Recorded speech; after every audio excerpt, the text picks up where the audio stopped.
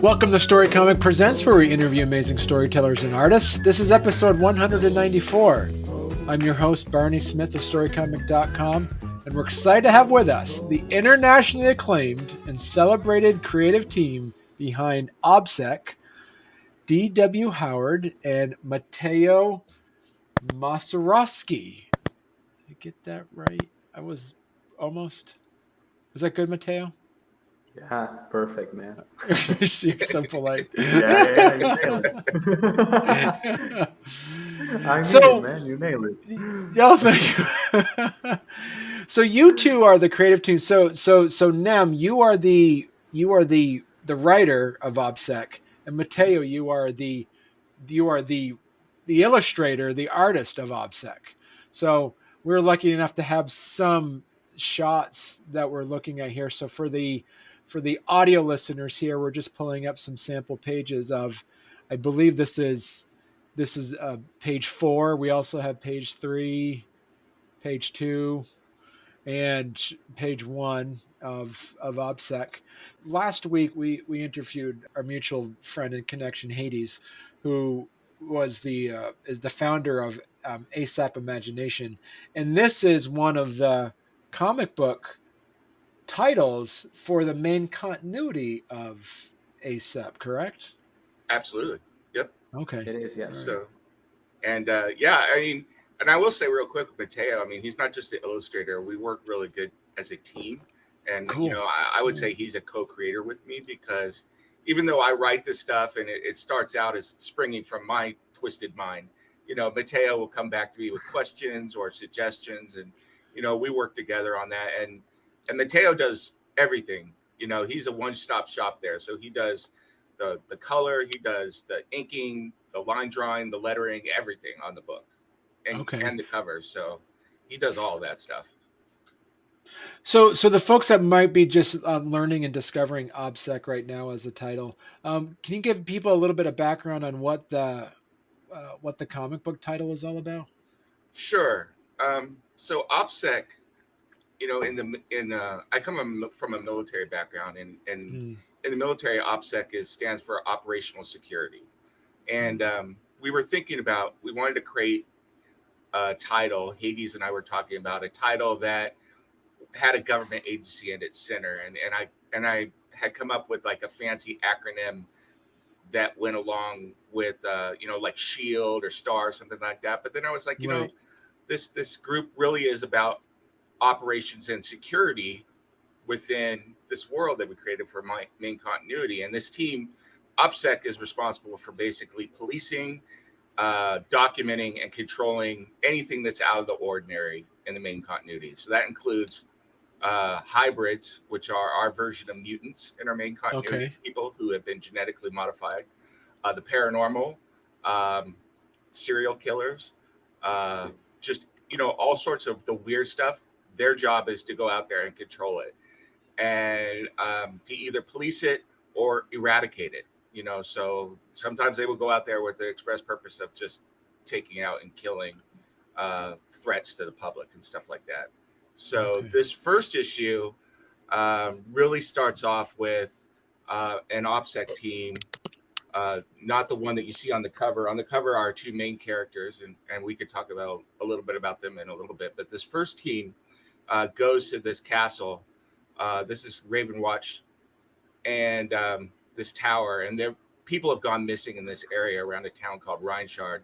And so they're investigating, and there's tech and everything. And basically what you see there at the bottom is one of the agents is uploading their data to these disks, which contains all of the information they've gathered on the case so far. And in case they don't check in, this disk will transmit back to headquarters that they've disappeared. And that's what's going to happen to this team. They end up falling afoul of something pretty horrible. And I think you saw a picture of that later on. Yeah. So they don't survive this, you know, and that's as much as I'll spoil. But so our main characters then are set, you know, are called into London and told, you know what, get yourselves on down to Rhineshard, into this area, and find out what's going on and find out what happened to this team. And that's kind of where we pick up. So talk to us again about when you approached Hades. Did Hades approach you, or did you approach him to say, "Hey, I want to Well, put this in here"?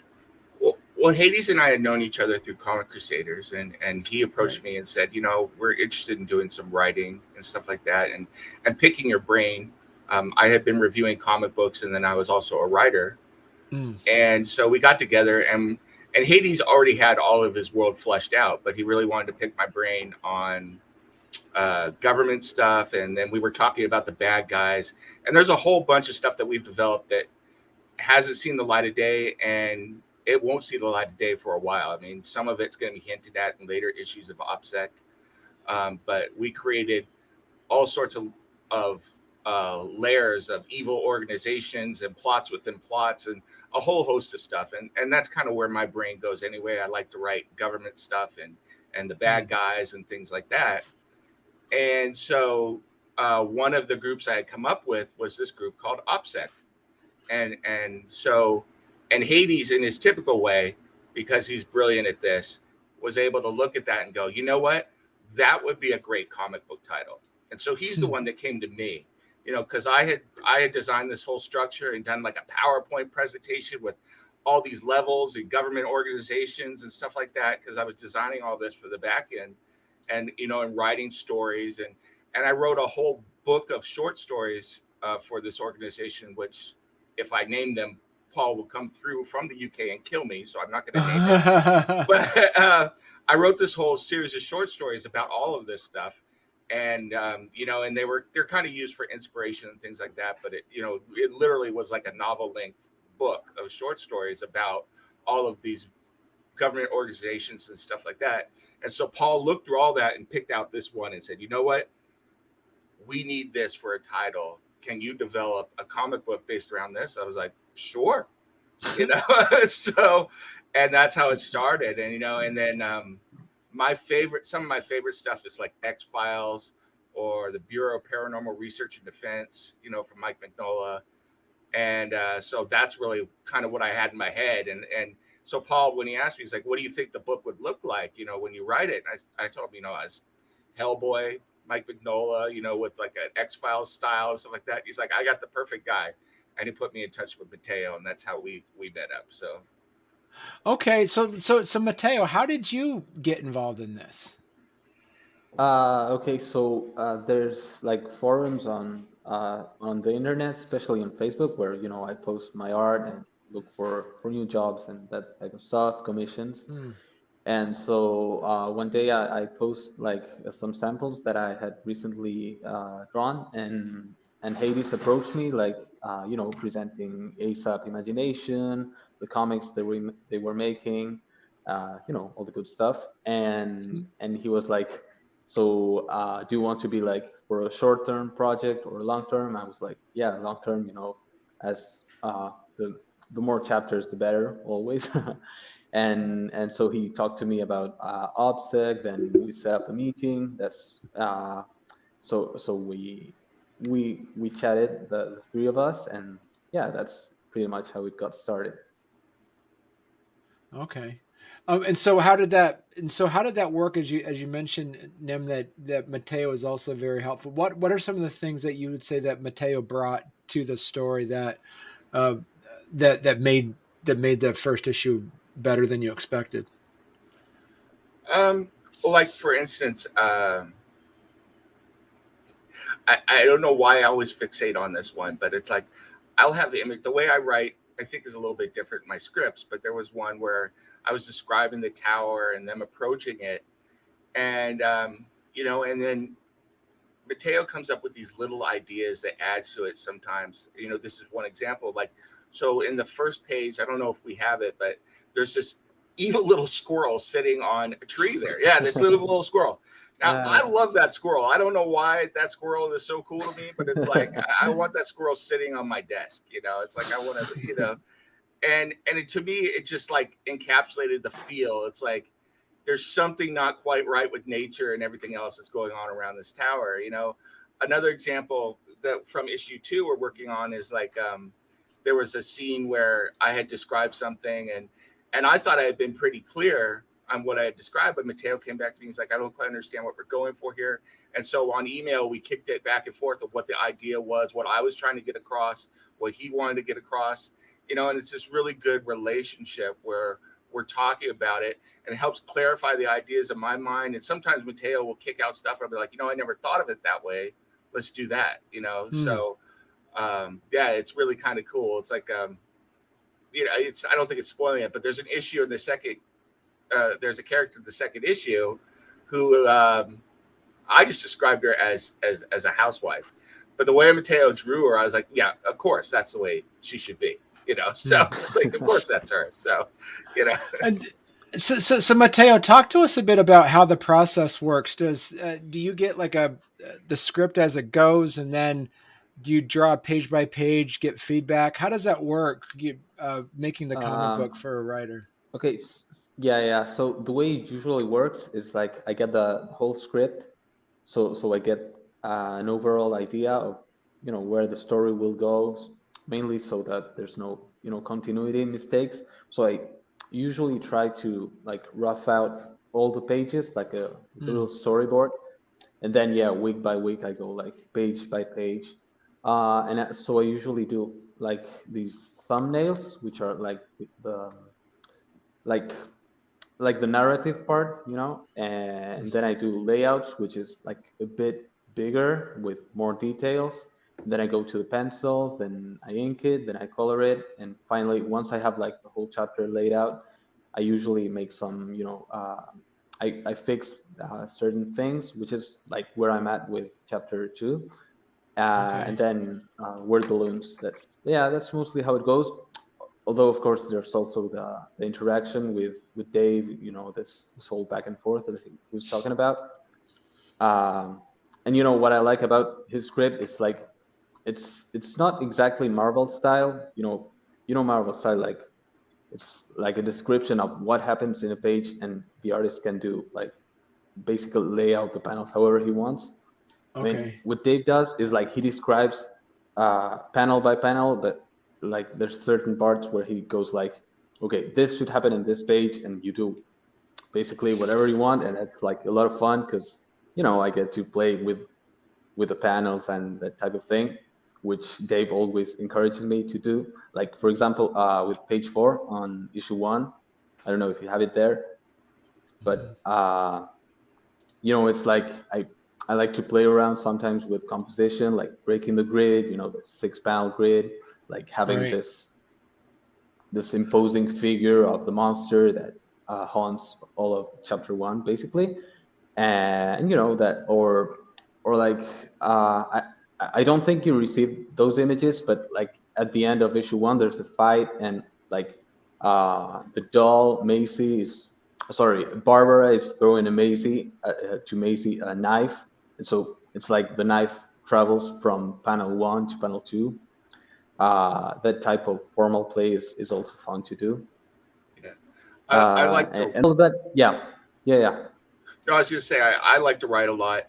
You know, that was the suggestion for me, but I like it when we break the panels. You know, so when action breaks through the panels, exactly.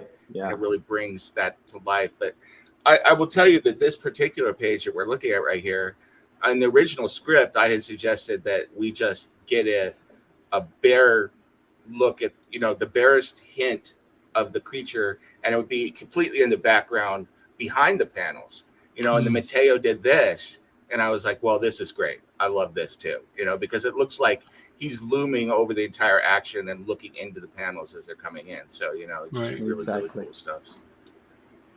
So, and I did find that we do going to your website, Mateo, as well. Oh, cool. Yeah. Looking at some of your other.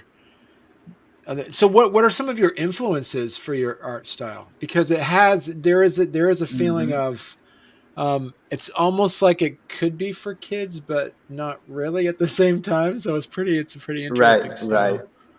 Right. Okay, so some of my influences are Eduardo Rizzo, who's also from Argentina. He plays a lot with, you know, black and white, high contrast images, and like his storytelling is always on point. That's what I love about him. I also like Tim Sale. He I guess I took some from him, like from these cartoony expressions, and that kind of cartoony vibe is what I love about him, and also his panel layout. And then I also like Romita Jr. because of Okay. the Yeah. clarity of his storytelling. It's like fantastic, and I mean it's very nuts and bolts. Like sometimes it's like 6 panel grids, like for a whole chapter, but it always works and it always reads like super fast. And there's always like a lot to learn from him. So yeah, I would say those are my three main influences. Yeah. My question for you, Nem, is the color design. How much of this is you basically said, Mateo, go for it, or how much of this is like, hey, can you tweak this? Can you tweak that? When it comes to like the coloring piece of it. Well, when I first saw examples of Mateo's artwork, it was from Saboteur, that what you'd seen there, and I really liked that because it reminded me the coloring and the style gave me that Magnolia vibe, especially that first page there. I mean, you really get that Hellboy BPRD vibe, but it's Mateo's own twist on that, and I love that. And that's kind of what I was looking for. And then I looked at the other images. I was like, yeah, this is exactly it. And I like that coloration because especially the early Hellboys, Seed of Destruction and stuff like that, that's kind of what Magnolia was going for. And Right. so, then I will say that Mateo is the one that after that, when he started coloring the pages, he really went for that blue and gold, that blue and yellow look that we have.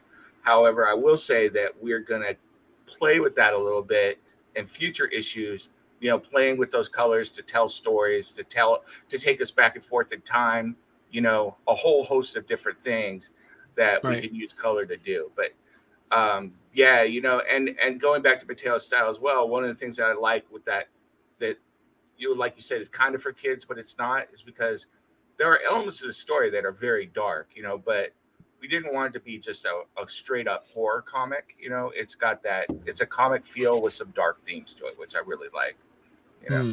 I was curious about like looking at the other titles that exist in ASAP, Messiah, Sister Grimm, in the inevitability of crossover stories. Is there any concern about the art style changing to fit other storylines from other series? Yeah, I hear what you're saying. I don't think that will be a problem because, I definitely see. I will say that OPSEC will almost certainly cross over with every, into every book, or has the potential to, because these guys and the organization they're part of are looming in the background of everything. And I think that's pretty much all I could say about that right now. But, this is the style for this particular book. And much the same way, I think if you see like a different artist comes on to Spider-Man, they'll draw Spider-Man completely differently. I see that happening. Let's say that Maisie shows up in Sister Grimm, which is, and I don't know why she would, but Lord help, Lord help poor Sister Grimm if Maisie shows up. But if she does, I'm sure that the artist would draw Maisie and Barbara King completely differently. And I think that's good. And I would look forward to it, because you get those different feels for the book. And, I'm sure that, if Mateo decided he wanted to work on a different title at some point, which I hope doesn't happen, I'm sure new artists coming on to OPSEC would draw a lot of this differently as well. So I think that's kind of an exciting thing. I love, when writers get to showcase their talent, but artists get to showcase theirs, and you see that unique pairing all the time. I think it's really cool, so. Real quick to follow up on something you were talking about, one of the other things that I do for Mateo is I have the OPSEC Bible that I gave him. So yeah, so the Bible, there are times when I'll write a character or a minor character, and it's just like I just say this is the person, and pretty much that's me telling Mateo, you do what you will with him, type thing. Go crazy. When it's stuff that I really want to say, this is how I think they look, or this is technology I want to describe it, I put it in the Bible. So, and the Bible contains precise descriptions of characters or technology and the way it works, which is not to mean that Mateo doesn't have, artistic license to take that and design the character, because he absolutely does. But it's just kind of like, I've got that Bible and that helps us keep things consistent from Oh yeah, issue that's to something issue. I forgot to say, like when you were asking about the process, like before we started working on issue one, we did like the character design and tech and weapons design, which was also a lot of fun. Mm. And yeah, to draw those, I definitely followed Dave's Bible. Yeah. So And I will say yeah, that. Oh, go ahead, yeah, Mateo. it's no that yeah. I was just going to say, like, it's super important to have those like well drawn from every angle, so that there's no continuity mistakes. Yeah. Yeah. So And those were some really almost cool done. drawings. Oh, thanks. Especially the first time, I had this idea for all this tech, and you don't get a lot of that in the comic book. You kind of get hints of it, but all of this is very detailed out in the background. And I'm sure at some point, Hades will probably ask me to formalize that so we can get something out there for our public, so they can know more about, what kind of tech is OPSEC having, how does it all work, and who are these people and what is their background and things like that. Because that's the kind of stuff I think that all of us comic book nerds live for. It's like, and so writing a title for a shared universe, how much leeway do you have, Nem, for that? Well, all my stuff goes to Lori, and ultimately, if Paul wants to look at it, Paul, and they look at it and they edit it, and I get pushbacks on some stuff. For instance, I will reveal that Lori one time, this was issue 2, but I had Nigel, who is the big burly OPSEC agent, swear. She's like, "Oh, so we're dropping F-bombs now." And I was like, "Oh, maybe we're not." So, so that was interesting. Yeah, but it's like sometimes I will write stuff and I'll get some pushback.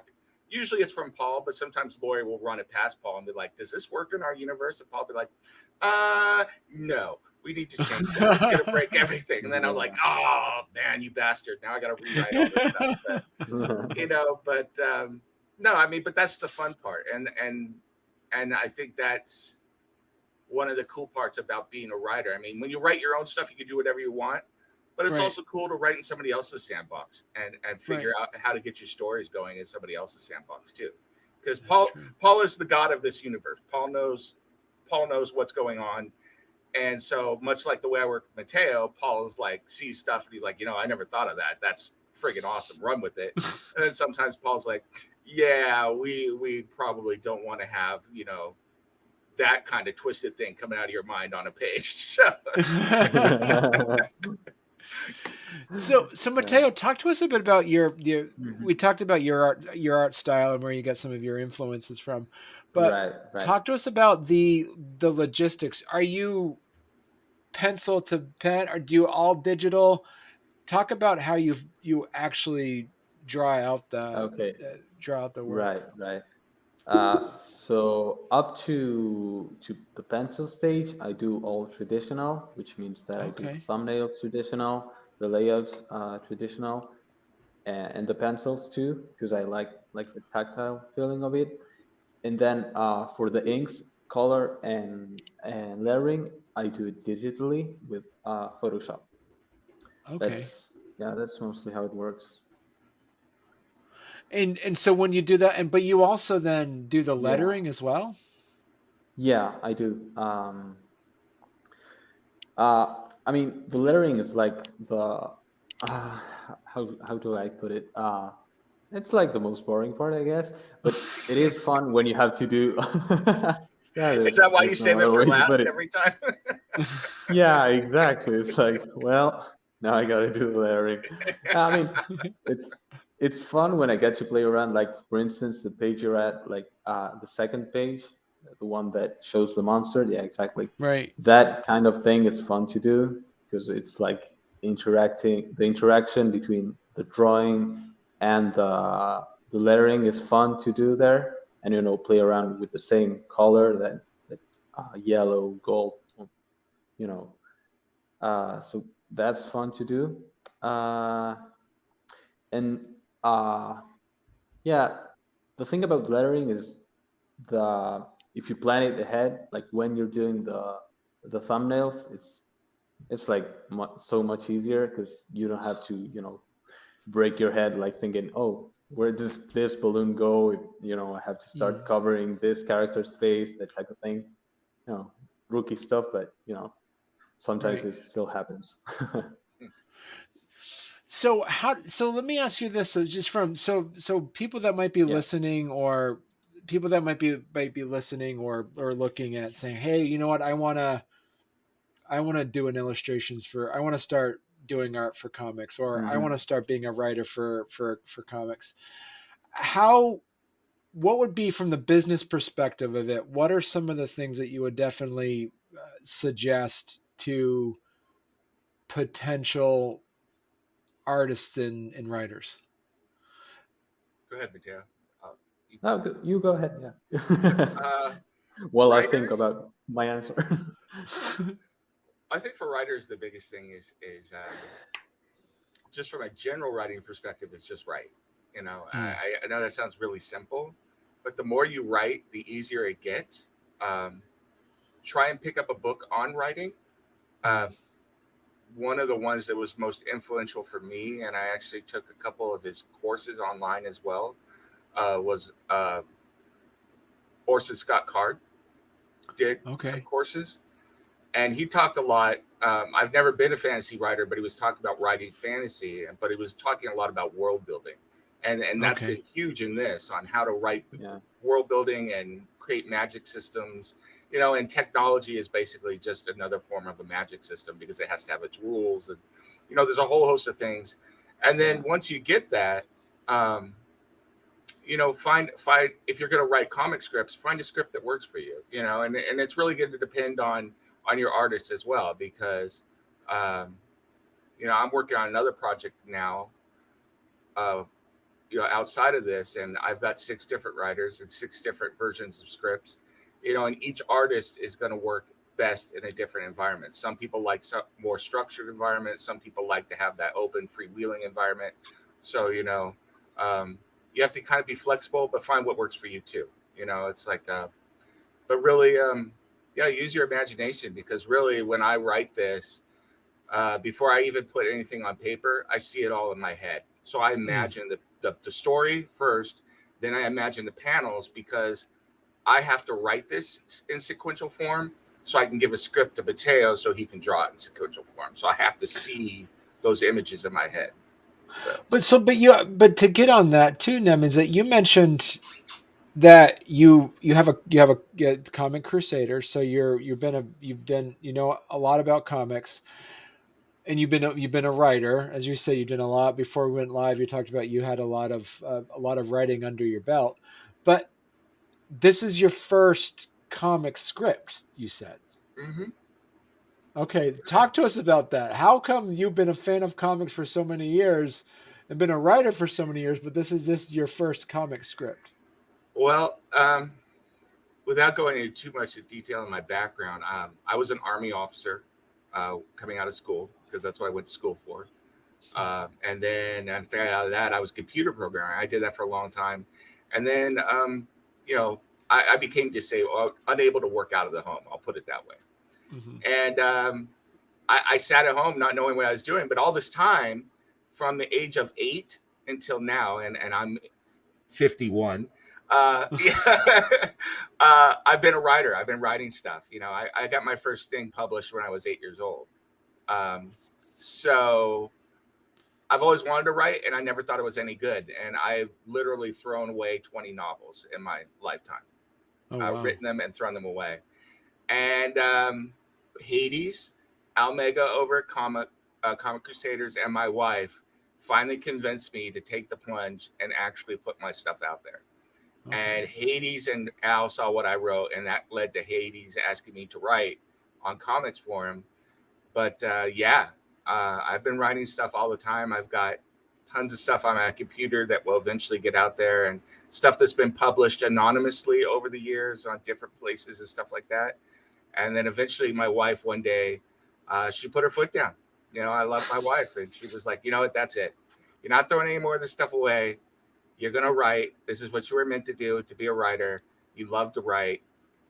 Go do it.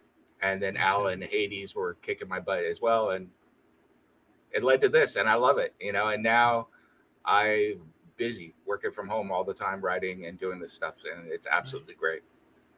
And so Mateo, what about you? Yeah.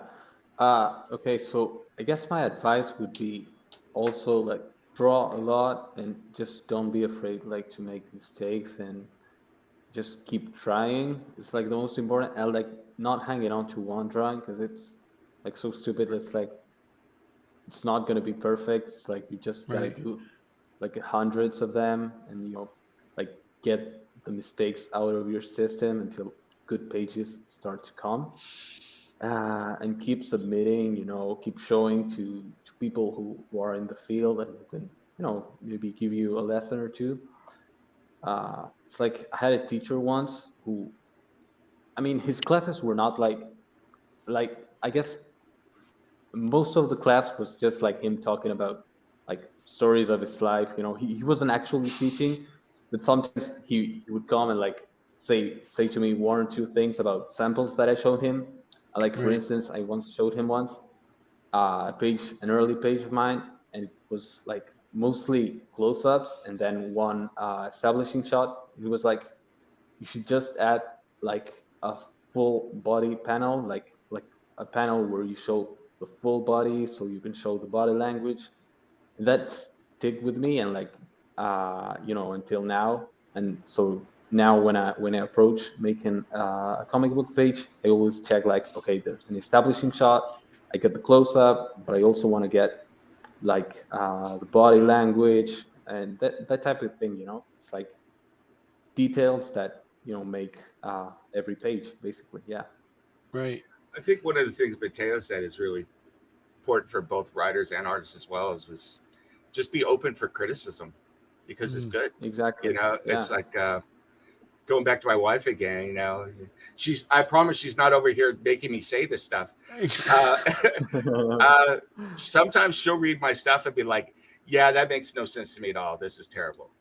So, and she's an English teacher, so she's allowed to say that. But yeah, she'll read it, and it's like you need that, because that helps you grow, and it's just been so much fun, going on this now and being able to say, for me as a writer, like, yeah, this is what I'm doing for a living, which is what I should have been doing all along. But you know what? As long as I've got here in the end, I'm happy. So, this is what I'll do until I die. So, right. And so, what are you guys looking at for a story arc, or how many issues do you see OPSEC running right now? Well, the first arc is four issues, and when those issues are done, I know the plan is to collect them into a trade, and that will be available. And I have the first 13 issues planned out, outlined, not written, but outlined. So it's an arc that goes across 12 issues with a 13th, I guess you could call it, bonus wrap-up issue.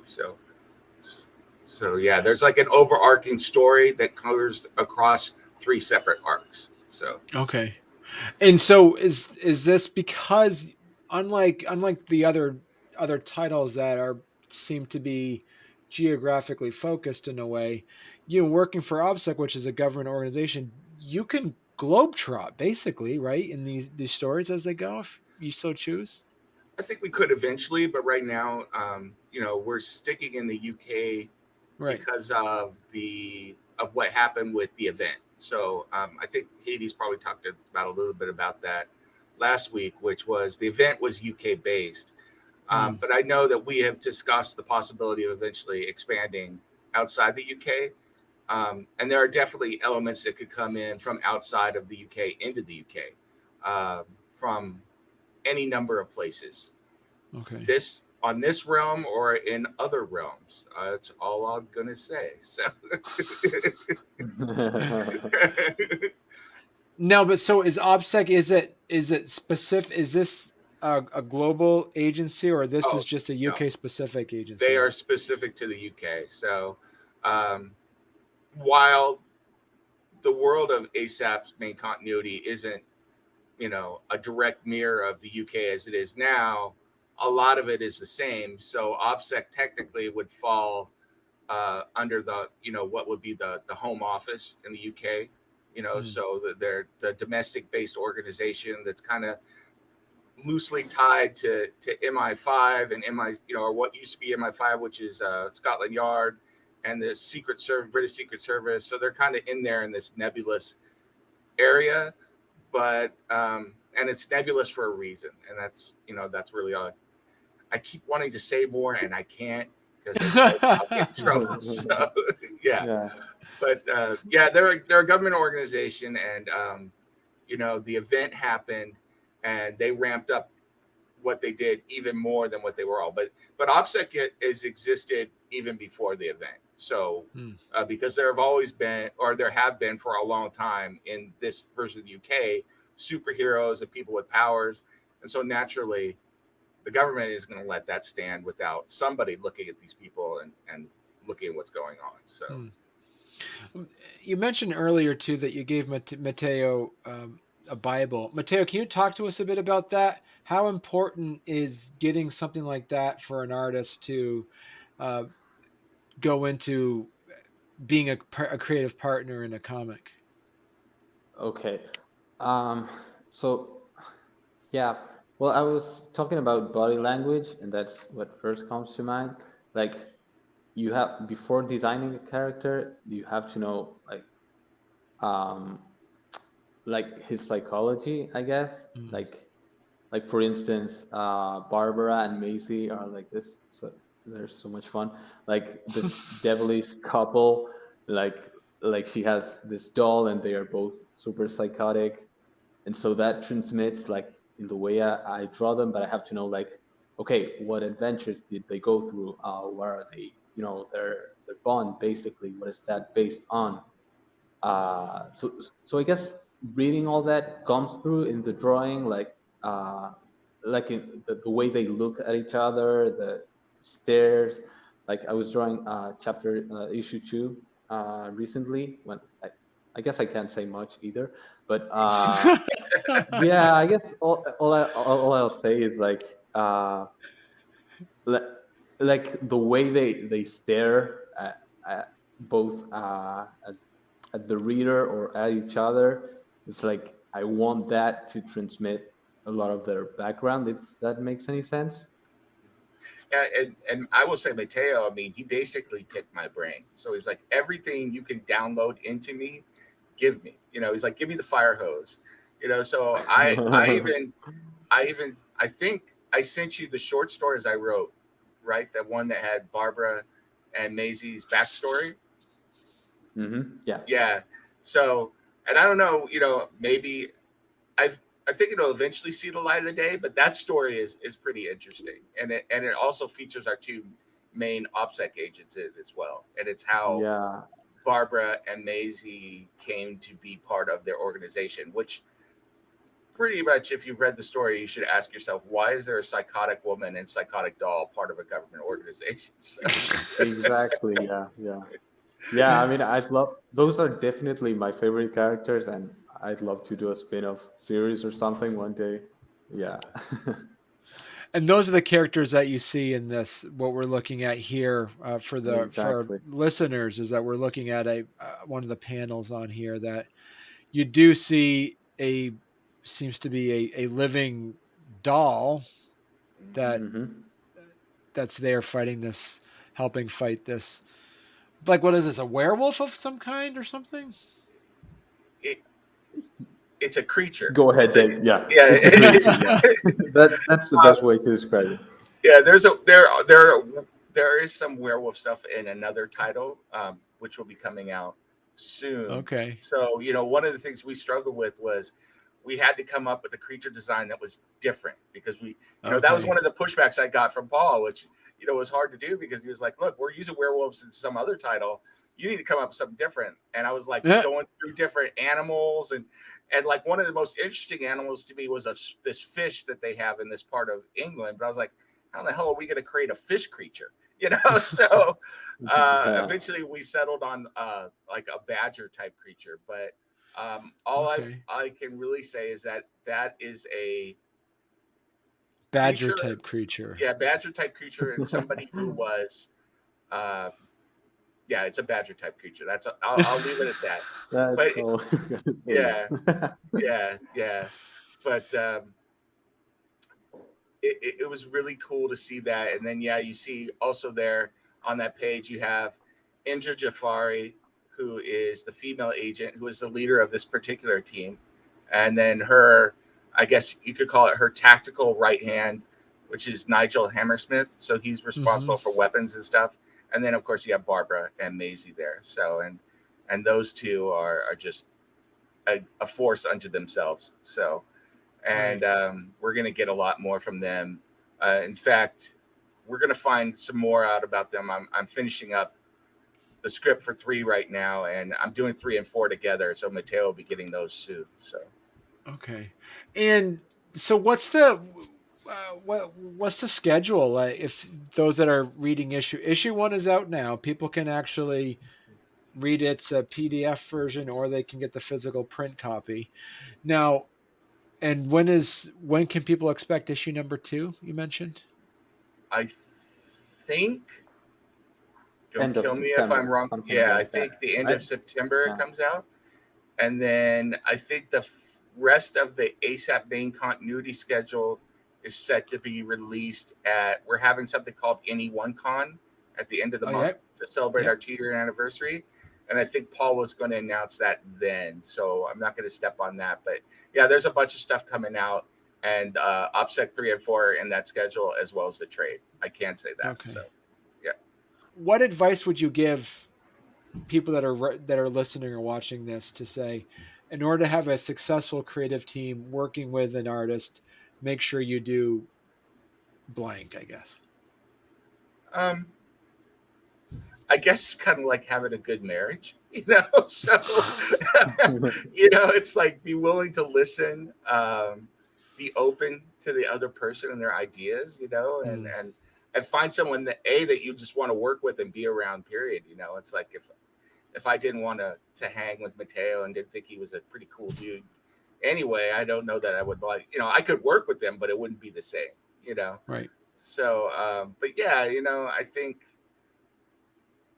I would have to say that the best training that I got for this kind of thing really came from being an Army officer and learning how to be an officer in the Army, and just learning how to deal with people and deal with people as they come, and to try and work well to have us form as a team and then move forward as a team, and that's a lot of what they gave me in officer training when I was at West Point, so, is how to form teams and work together as a unit and move forward together. And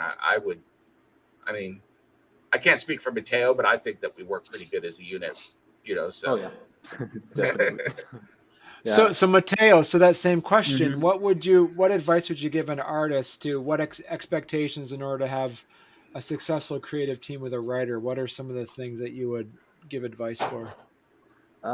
Okay, so I would say like being able to communicate, which seems obvious, but it's not always the case. Like I know like there's some artists who, as artists, we kind of spend a lot of time in our own heads, like planning things, the way it's going to look and stuff.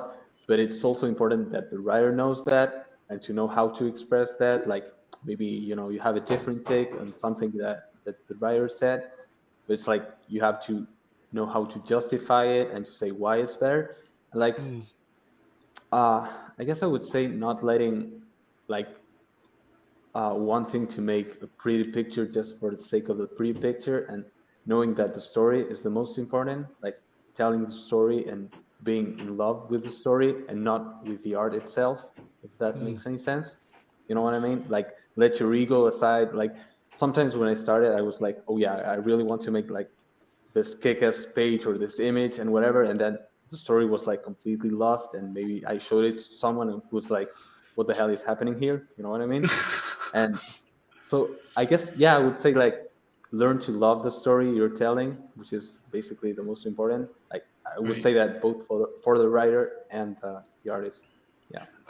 Just to add something real quick, at the top of every one of my scripts, and Mateo can attest to this. I put right there. I said, "This is for suggestion only, and this is how I saw it in my head." Yeah. Yeah. And Yeah. and the reason I put that is because I one of the things I've done is I've read a lot of comic scripts over the years, so it's kind of how I had an idea of how to write a comic script because I'd read so many of them. Because a lot of times they'll put them in the back of trades or collections and things like that. And so I would go back and look at the finished product and look at the script and see what the writers were doing.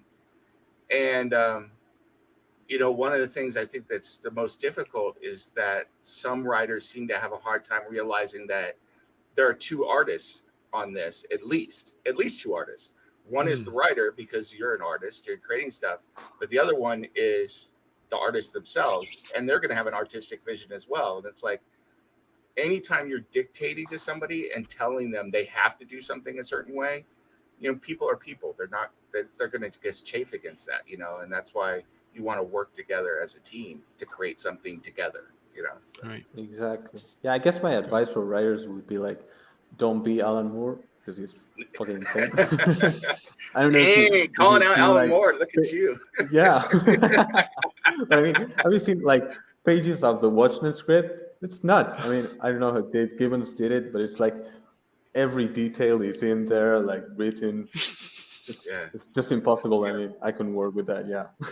I mean, sometimes you're gonna work that way, and you're gonna find different people. But yeah, I mean, every writer has a different style. Yeah. But yeah, Exactly. it's like. I mean, yeah, I love Alan Moore, but it's impossible. I mean, how do you do it? Yeah. You know what I mean? But yeah, for me personally, my particular style is just, it's like I have my vision, and then I'm like, and there are certain things that I'm like, no, this has got to be there. But I'm always willing to work and find a way for us to move forward together. So I guess that's just the way that I particularly work. And I've been lucky to find in Mateo that we work really well together. So that's been cool. Cool. Well, this is great. So guys, folks, if people want to follow your work or learn more about your work, what's the best place they could go to?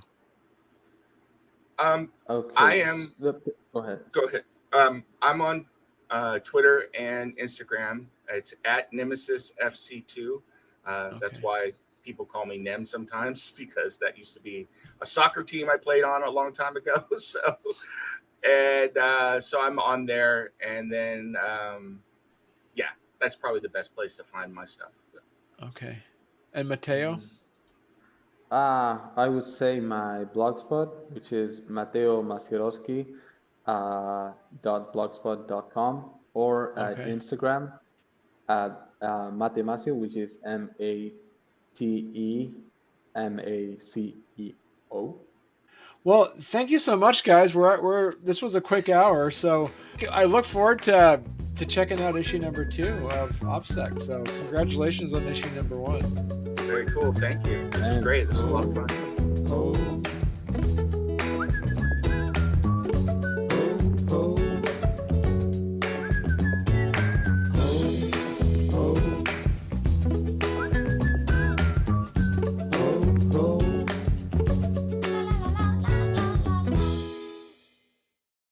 And so Nem, you created this concept with talking to Hades. You say, hey, can we have something that's kind of like the government, could like that to fill in that.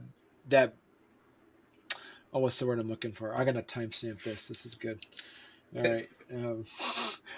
This will be such a flowing question after because it'll edit out this part.